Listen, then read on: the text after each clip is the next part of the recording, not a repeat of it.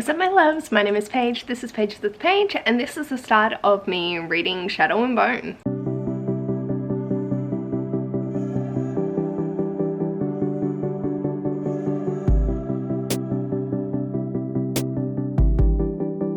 Hello, so welcome to this vlog. I have no idea how it's gonna go because my reading has been very erratic this month. I'm currently participating in Stephanie's 48-hour TBR Star Hop readathon and have got Shadow and Bone. So we've started it and I will be reading that today. The original plan was to break it down the 3 over 2 weeks and chat every so often, but with me being a chaotic being this month, my buddy reads have just been all over the place and I'm so sorry. I am buddy reading this with Naomi from Naomi's Bookshelf and Lucy from Lucy Talks Books. So I'll leave both of those lovely people linked down below. And yeah, I had my reservations going in. I thought it was going to be very YA centric, but I do like Leigh Bardugo's writing, especially in Ninth House, so I have faith. I just know that it was one of her first bodies of work, so you know how those things go. I am 88 pages in, which is just over a quarter of the way, and so far I'm really enjoying it. I appreciate that Leigh doesn't ever hold your hands in books. You sort of just go in and you will pick it up as you go. There's no, we're going to stop in the middle of a fight scene and explain what the fuck's going on. We're going to do the fight scene and then the protagonist is going to ask questions later because they have no idea what the fuck is happening. So we don't know what the fuck's happening. And I just enjoyed that method of introducing a world where we're learning it through the protagonist's eyes rather than like massive info dumps. And I'm sure there will be info dumps, but so far it's a sprinkling in, which is nice. I do have a lot of questions, but I'm the kind of reader that will just, I have questions. I probably won't remember what they are for if they get answered by the end of the book or not, and that's okay. But there are definitely things that I'm like, oh, I'm curious to see where this goes. I feel like I don't even know the synopsis. I know that a girl was in the army and then there's the Darkling, and I'm assuming a love V between her and that Darkling figure and her best friend that she grew up with. I do like their backstory. It's the orphans. There's no ever living parents in a YA from the 2010s.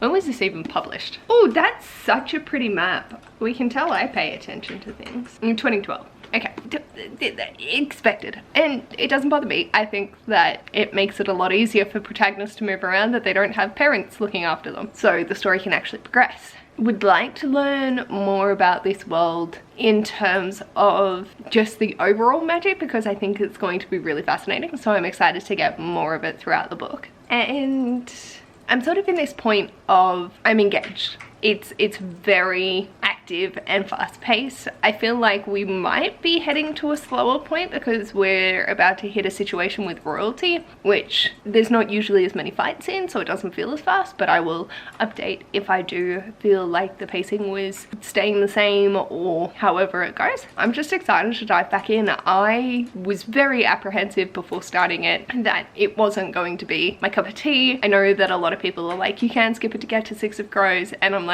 no, like my brain is, we need to read this series. So I think I've associated an element of the Hunger Games to it, and so there's sort of a nostalgic vibe as there are quite a few parallels, and I'm enjoying that vibe. I'm not trying to take it seriously and I'm not trying to deconstruct every little thing that gets mentioned. I'm just here for the ride, and I feel like people go into books like with that mentality, they're usually going to enjoy it more than not, but that's just me as a reader. The only thing that I'm struggling with is the actual visualization of things at the moment. Like, it is well described, the buildings are and all of that, but I don't have a clear mental image, whereas for some books it's literally like having a movie play in my head. The visualization element of things, even though there are descriptors, it's not clicked in my brain for how they're supposed to look. Just rolling with it and we'll see where we get up to. I'm actually really excited that I'm enjoying it and not pushing my heels into the ground going, I don't want to read this. I actually do want to continue, and I think I'm going to migrate over to my chair into the sun because I'm cold,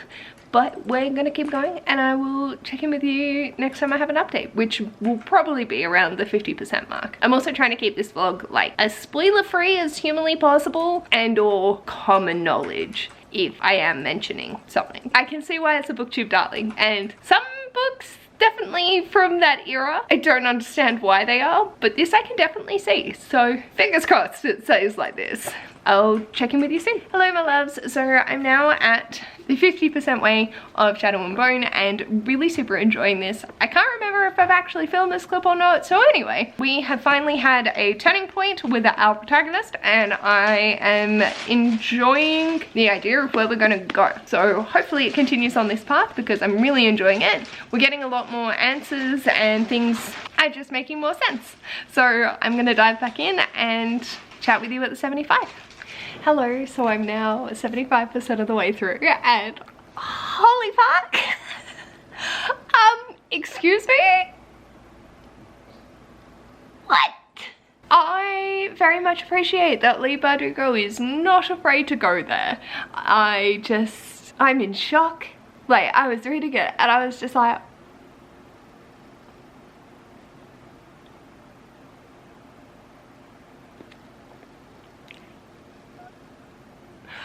oh, I now understand why everyone was so divided, because yes, but also ha. Yeah, I'm really enjoying it. We've definitely made so much more plot progression and I did not see where this was going at all, which is very surprising. One thing I appreciate about this is the fact that whilst there is tropey YA to it, the actions and feelings are explained more so than like Twilight, where she was like, I'm torn between these two boys. For Elena, it's like, yes, I understand why I had this attraction to this person even though I'd only known them for a brief period of time. There were other contributing factors and also I just wanted to desperately fit in somewhere. They acknowledge it. They say those words and it's like, fuck yes. This is what I want to see in YA, is protagonists holding themselves accountable. Still having those feelings is fine. You can have multiple crushes at any given point. Just acknowledge why it is the case. And when Lee did that, I was like, I'm very, very shocked at how much I'm enjoying this, and it's not going to be a 5-star read, but it's going to be a 4.5 depending on the ending, and I'm 60-70 pages from the end. I did not stop as soon as I thought I was going to be able to check in, but yeah, I am so pleasantly surprised by this experience. I was nervous as all buggery about going into it, and I'd been sitting on it for 10 days going, I don't want to do this. And now that I've done it, I'm like, okay, give me the second and third. I am ready. Curious to see where I decide to go from here for the remainder of this readathon, because I do still have more time and more roles to do. So who knows where we'll end up. But I'm very excited and just feeling really positive. And it's weird. I wasn't expecting it to be. I didn't know where I was gonna fall, but here we are. And I'm not mad at it. I do think it is going to be hard doing the second and third in this vlog, just because I'm trying not to do spoilers, and continuation for series, they're very challenging to communicate thoughts and feelings with some spoilers. So we'll see where I end up, but shit, rightio. Cool. I'm gonna keep going because I'm very excited to keep reading it. This is a delightful feeling and I am very happy right now. Hello, so Shadow and Bone is done and I'm giving this 4 stars. I had a lot of fun with it. There are many aspects of it that are generic YA, like making the girl plain and humble and then doing like mini magical makeovers and shit, having the villain all in black and all of that, but I just had so much fun with it. I didn't expect to have fun with it, so excellent. I don't think it's like the highest literary caliber, but I really enjoyed what it did, and that we got to see, whilst there were many generics, a slightly different take. And the ending, I was like, yeah, okay, that was a conclusion as expected for continuing on with the plot, so I'm keen to read the second and third. And I genuinely am so surprised and at a mild loss of words for it. I don't think this is going to be everyone's cup of tea, and if you're phasing out of YA, it might be that little extra harder read because it is young. I don't know, there's a lot of YA where I feel like the protagonists are 14 and they're just making stupid decision after stupid decision. And I feel like Alina definitely made some stupid decisions, but I felt like they were all 16, 17 age, and that was nice.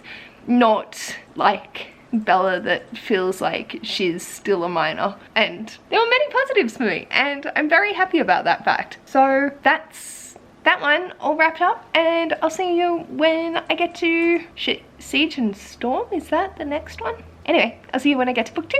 Hello my loves, I'm like deliriously tired, but I just want to let you know that I've started Siege and Storm and I think I'm like 70 pages in and really enjoying it again. So we're off on a new adventure. I don't know what the hell's gonna happen or where this is gonna go. It's all very twisty-turny, which I am very much appreciating. I am realizing that I find it really hard to read in the mornings, and because I'm getting up so early, I'm finding it really hard to read at night because I want to sleep. So I'm trying to find a balance there, and I don't know how much reading I'm going to get done throughout this week, but I will keep you updated as I read, however that may fall. I'm going to go to bed because I am beat, but I want to let you know that I've started, and it is actually only the 13th, so not long after completing the Shadow and Bone. Feeling really good, really happy, actually really excited to have continued on with the series like in the same month. Ash just nearly collapsed in shock of me doing that. But it's also a series that I've started to really enjoy, so I don't feel bad binging it. It's hard to know series and how you're gonna feel about them before starting it. There's definitely a few that I need to play catch up on, but we're gonna do this one anyway. I'ma eat myself to sleep and I will check in with you later. Bye! Yay! I yelled that in Ash's face when I was asleep one night. I was just like, yay! Hello my loves, so it is now the 18th of June and I've been really struggling to read this week. Not because I'm not enjoying the book, but brain capacity has not been there. But I have finally hit the halfway mark in Siege and Storm and I'm really enjoying this. I don't know if I'm loving it as much as the first one currently, but we have been introduced to a new character, which to those that have read it will know why my heart is just like, yes please.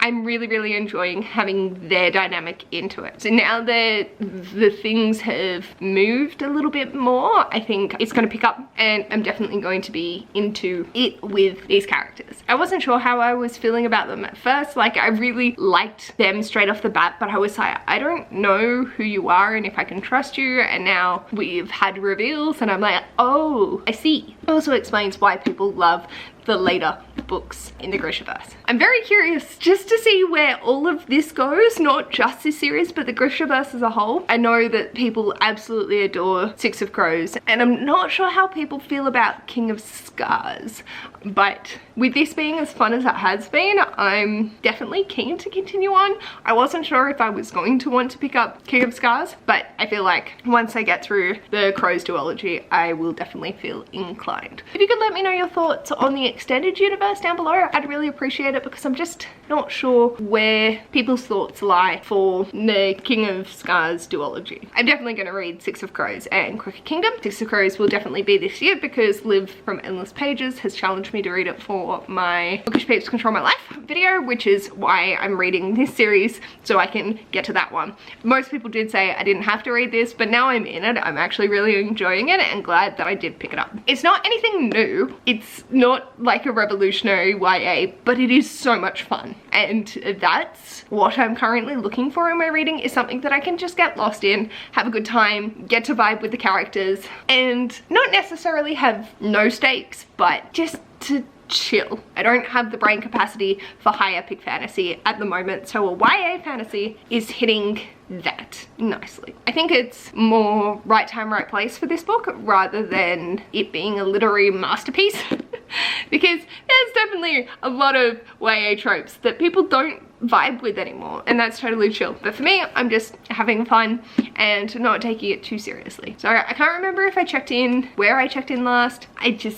It's been a time. So I'm hoping to make some serious headway today. So hopefully update you at the 75% and then we'll see where I get up to. So with that, I'm gonna dive back in and I will chat to you at the 75%. Hello, so I'm now 80% of the way through and still really enjoying this. I think this is definitely a more slow paced book, and that's fine because things are still progressing. It's just not as quick as Shadow and Bone. There's not as many twisty turvy curvy whatever points in it, but I'm still having a lot of fun with the characters. I do have to admit that the relationship dynamic in this is rough because there's a lot of just withholding information when they really should be communicating if they want people to not be concerned about them or like be able to assist them better and not feel excluded from their life. When you have romantic interests with them, it makes it very difficult to have a positive relationship. But I'm really enjoying the characters in this, and the plot, it's really quite a stationary plot. There is a lot of character growth. I don't know, I don't have too many more thoughts on it because I'm just really excited to get to the end and see what happens in the last 20%. And it's interesting seeing the change in our protagonist and how they're feeling towards particular things. I suppose it wouldn't be a YA fantasy if the protagonist hasn't bitten off more than they could chew, but I'm very intrigued as to what actually is happening with that. So keen to keep going and see where that ends up. I don't think we're going to get answers to that in particular at the end of this. It will be explored in the last one, and I'm fine with that. I want to know, I'm curious. And there was one really disturbing scene where someone has been penalized by the villain and they've lost their eyes, and it was like swirling masses in their eye sockets instead. I was like, oh, that shit's nasty. Really interesting description of how that worked. So curious as to how everything's gonna come to a head. I've got less than an hour of reading time left with this, so fingers crossed I can get it done tonight. That would be nice. I've got 80-ish pages. I will chat with you when I'm done.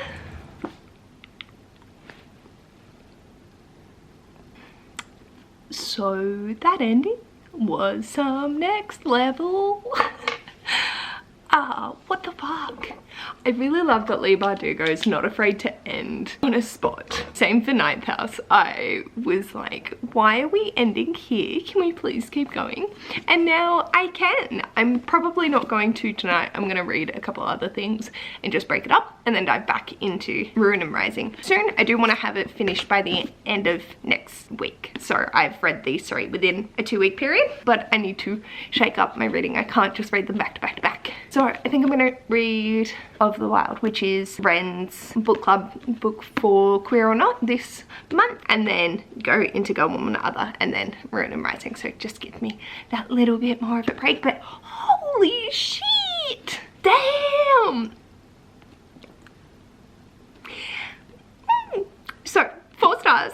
Cannot compute what the fuck just happened. It was some next level bullshit that just, what the fuck? I can appreciate why everyone loves this series so much. I don't think this is probably the strongest book in the series. I'm not sure what everyone's rating is of it. I haven't wanted to look at spoilers or anything like that. I don't know how this is going to conclude, like, the series. It's just, what? Damn! I'm very surprised. I feel like there were a few things in here that weren't addressed as thoroughly as I would have liked them. There's a lot of open ends, but I'm very intrigued to see where everything formulates. This just so surprising. I didn't think I was gonna like this series. What else am I missing out on? I didn't particularly enjoy the relationship dynamic in this, as I mentioned earlier. It's just, yeah, okay, whatever. Just communicate, you know? But I'm really liking how the different political factions sort of worked in this. No longer going to follow them after the ending of this, but yeah, it was a really interesting experience seeing how all the different people were playing the game and the consequences of that actions. at the ending. Admittedly, this was a slower book, not like slow. I'm ready for Ruin and Rising. And it's a long time since I've had this motivation to binge read a series, which is very weird because I don't normally feel that way inclined. Like, I'm excited to read the next ones, but I'm never like, please give it to me now. So interesting. I think it's definitely easier for me to binge YA than adult fantasy. And there are definitely series recently that I've wanted to be like, gimme, gimme, gimme, gimme, gimme, and just not followed through with it because I didn't have them on my TBR. Because they're on my TBR, I'm excited and ready. So maybe that's just what I need to do, is just shove them all on and see how we go. I'm just having a look. Yeah. Like, there's a few series, but loving it. 4 stars. Oh my god, this is so good. I genuinely thought this was going to be Rant Reviews and I was going to hate myself having to trudge through 3 books in a month. But done and dusted. So with that, I will check in with you when I'm starting Ruin and Rising, and we'll see. We'll see where I end up. What is this? Hello my loves. So it is now the 21st of June and I've started Ruin and Rising. I can't remember if I actually checked in or not to say that I was starting this, but I'm 68 pages in and really enjoying it so far. I'm constantly surprised at how fun's the wrong word, like it is the right word, but how much of a palette cleanser, how light this is, and how it's exactly everything I need this month. And I don't know how that came to be. There's definitely been a twist already, 68 pages in, and actually maybe 2 or 3 bigger twists. I don't know how the consequences of this actions that were taken are gonna play out because it's not the choices I would have made. I mean, yeah, I would have, but also, And it's just interesting seeing how Alina deals with powers and how she's feeling towards people and her ideologies and the way she chooses to go about things and the way that people around her encourage her to be as vague as humanly possible, because I don't know why I chose to do a spoiler-free vlog rather than just a discussion video so I could speak about everything that's going on, but here we are. I'm probably gonna have like a little discussion thingy at the end, just so for those that were watching through the vlog can actually enjoy it and then click off so they're not spoiled for the end. But there are continuing twists and turns in this already, and I'm very curious. I'm not gonna read for long tonight. It is 9:30 and I would like to go to sleep soon, but if I could make it a little bit further, that would be delightful. I think I started reading this last night, or I literally read all of this morning. I cannot remember. Honestly, I think I started it this morning, so I'm finding it really hard to keep my reading mojo throughout the week. Like when I'm at work, I come home and I don't want to pick anything up. On the weekends, I'm just like boom, boom, boom, we is blasting them out.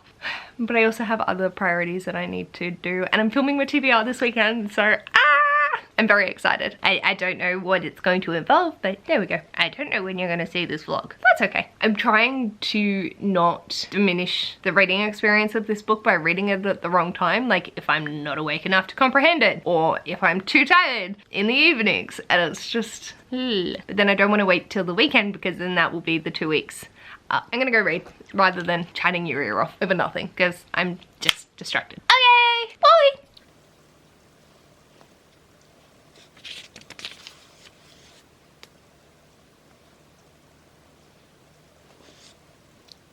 Hello, so I'm... Hello!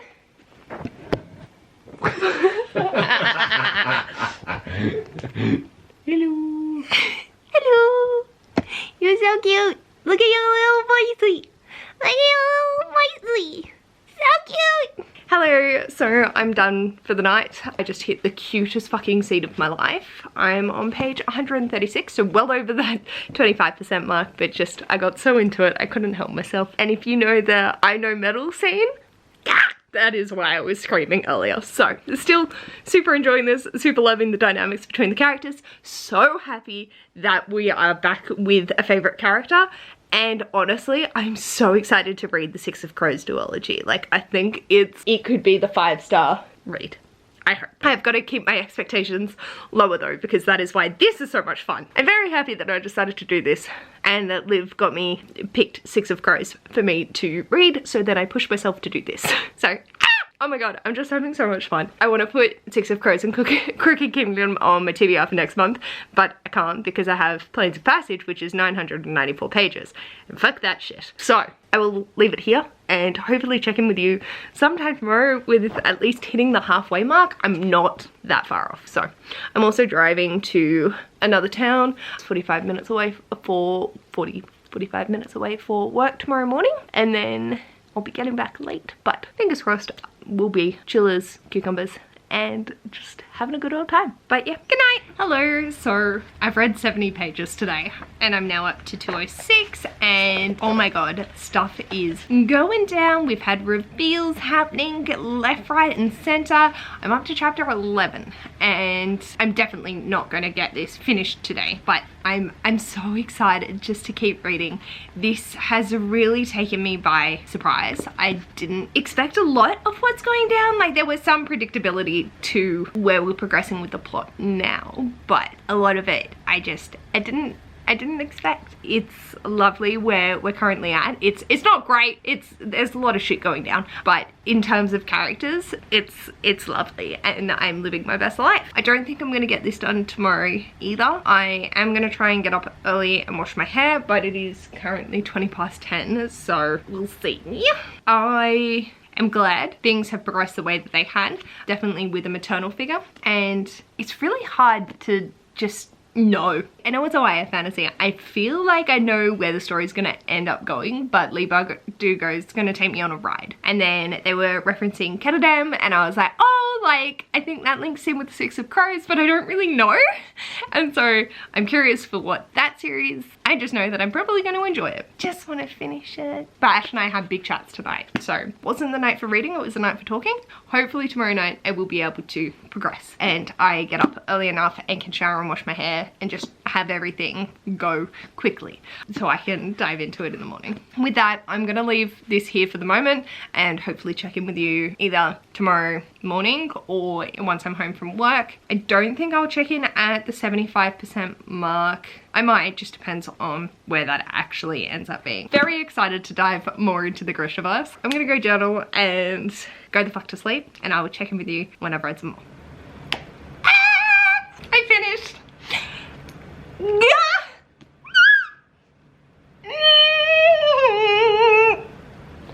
So, I'm giving this a 4.5. I can't quite justify giving it a 5-star. But fuck, I had so much fun with this series. I can't comprehend that this, I've binge read this month. Like, who am I? It was going to be structured and then I threw that out the fucking window because what's reading at the moment be in a structured manner. But holy fuck. I'm actually really happy with the ending. I know a lot of people hate it and they're just like, no, but I'm like, yes, this is, yeah, give me the happies. I was very worried we were going to go into divergent territory and I was just like, yeah, not prepared. Obviously, there are aspects of it that I wish that the stakes were higher. Push them up just more because I enjoy that, but I'm also not mad at how it went. It was so funny. I will talk about this when I do my little spoilery section just because I don't want to spoil it for anyone that hasn't read it, but it was really fucking funny, so I want to talk about what happened this morning. But basically, I was crying and then I was laughing and then I made Ash choke on his cereal by my reaction. So I feel like this was a solid conclusion to the series and just so fun. I really appreciate that there was the darkness aspect to it. I liked the different power dynamics between the different characters. I appreciated that it did get brutal at some aspects. It's not dark. I don't know, for me, I didn't find it like I was abhorrently depressed throughout the entire war scenes. The battle scenes were confusing, and that's actually acknowledged, which I liked. The end climactic battle, I wasn't actually sure what the fuck was happening half the time, but at the end, they acknowledged that it was like, it was a really confusing mess, and I was like, cool, you've acknowledged it, I like it. I'm honestly stunned at how much I've enjoyed this series, and I'm so thankful to Liv for putting Six of Crows on it, and my perfectionist self going, I need to read the series first. Because like some series, it's not always gonna end up great. I'm gonna read Six of Crows sometime. I'm not actually sure when I've scheduled it in yet, but the temptation is strong. I don't actually know where each of the timings are for the other series. Like I know there's King of Scars, Duology, and the Six of Crows, which I think they both follow Nikolai, so I'm not sure where that sits in the universe. I'll find out when I read them. Shall we chat spoilers? Because oh my god. So here we go. If you haven't read the series and you don't want to be spoiled, thank you so much for watching. I hope you've enjoyed this video. If you have made it to this point, I don't think it's going to be much longer, but if you've made it to this point, leave an animal emoji. Onto spoilers. Oh my god. What the fuck? I knew that the Darkling was the bad guy, but when I was first reading it, I was like, this isn't right. He's nice. I was totally on board for him being with her, and I loved it. I loved that it was just their dynamic. And then we see him progress, and there's no progression because it's just dark, and it's great. And I just, oh my god, I was so shocked at the initial reveal because there was no expectations in my noggin. And then for all of that to unfold, Nikolai is my life. The shit that he went through in Rune and Rising, having the darkness inside of him and becoming, I'm shitty with pronunciations, even though I was listening to the audiobook, but you know, this is how it goes. And becoming like one of the, I want to say the Strigoi, but that's Vampire Academy. Like one of the creatures and having the talents and him trying to keep his humanity in it. Oh my god, he is like my favorite character. Him going from Stromon to Nikolai to losing all his family and still remaining his charm, wit and beautiful personality. Like, ah! And yeah, I don't give a shit about Alina and Mal. I like Mal and I'm glad that his sacrifice worked because it sort of made sense, but it also sort of didn't. It was very tenuously tied together, which was one of the reasons why I rated it slightly lower, not a full 5 stars, because how it all came together, just, I was like, what? Okay. I really liked seeing her hesitate to kill the stag and then progressing with the serpent and then realizing that, hey, you're actually gonna have to kill a person, and her going, I want this fucking power. The fact that she acknowledged to herself consistently throughout this that it was like, yeah, I want the power. Obviously there was a lot of, no, I don't, no, I don't, no, I don't, yes, I do. Okay. And I'm fine with that. I like seeing them actually go, you know what? I fucking do. Not for any other reason than I want it. I don't need the justification of saving the fucking world. Just hit me the fuck up with all the good shit. And then having the amplifiers and their culmination, I really liked that part, and I just sort of wished that it had been the Firebird. Like, I get it, but it just didn't feel right. Was Mal having to clutch her wrist because that's where she thought it felt better? Was that all psychosomatic? And then I just, oh my god, it was so much fun just being able to see these characters grow. I didn't expect Genya. I did expect Sergei. His betrayal wasn't a surprise to me at all, but Genya's genuinely shook me to my core. And then her and David's relationship just, woo! I ship them more than Alina and Mal. Right, Alina and Mal, that's what I was talking about. So with them, I just felt their relationship was kind of stupid, but not in a horrible way, just in the fact that they'd both been pining for each other. They didn't fucking say anything. Then they go off to save the world, and that's when they go, oh my god, I'm never gonna be able to have you. So like, get with the Darkling, get with Nikolai. But with the rest of the story and Mal's sacrifice, him actually remembering to breathe, then their ending, I like it. It was cute. It wrapped it up nicely, and I feel like it did that closure that the characters needed. I would have preferred to see Alina on the throne next to Nikolai, but her whole persona was just not that. That was not her vibe, and so it wouldn't have been right for her. Whereas going and doing the orphanage, that was cute. I just had a thought, that's right. So, Mal's death.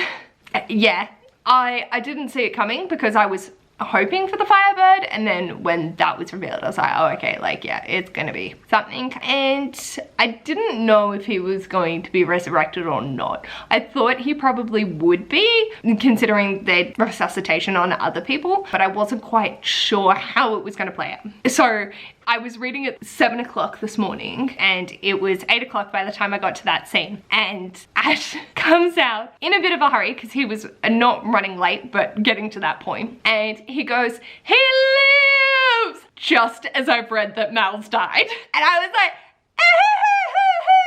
and like sobbing because a character that I've grown to really care about has died, and he's like, ah! And then I was like laughing because my reaction was just so out of place. And then I read the next line and it was like, I hear the unmistakable noise of him taking a thready breath or whatever, breathing in, he lives. And so I was pissing myself laughing at that. And Ash was sitting down eating cereal at this point, and I was like, oh my god, he lives! And he's just choked on his cereal because he was laughing at me being an idiot that I am, because that scene was very enjoyable to have that just mesh. It was great. 10 out of 10 would recommend your partner dying on cereal when you're reading about the love of the life being resurrected. It's good fun. And yeah, there were so many twists and turns that I can't remember all the aspects that I wanted to talk about throughout the story. Mostly like with David being like, I know metal. I was like, oh my god, this autistic coded little bean is beautiful. I love him. Just them finally getting together. I shipped that more than Alina and Mal from day dot. I was like, please,